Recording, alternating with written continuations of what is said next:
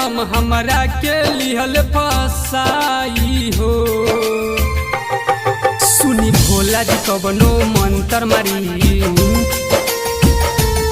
सुनी भोला जी कबनो मंत्र मारी, बंगलिया के हम भूल जाई हो।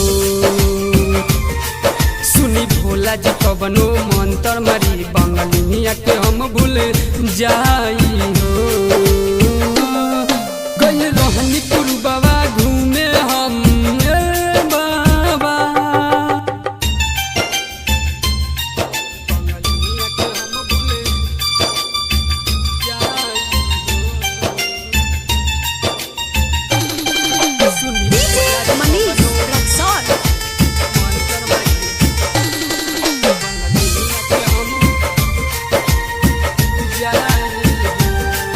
बस इतन कहिले भोला जी, हमरा मात को उतार दी बोझा जी। बस इतन कहिले भोला जी, हमरा मात को उतार दी बोझा जी। जल्दी से कवनो पैया लगाई,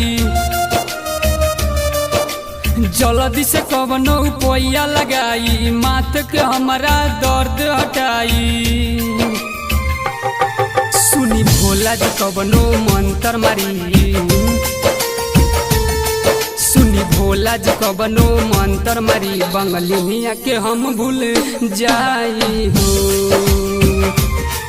सुनी भोला जी कवनो मंत्र मारी, बंगलिया के हम भूल जाई हो। गइल रहनी पुरबवा घूमे हम बाबा,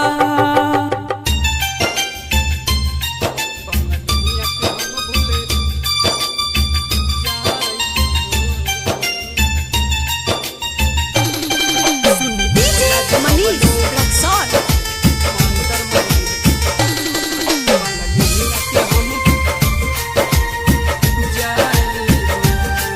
जल ढारे देव घर आईब हम,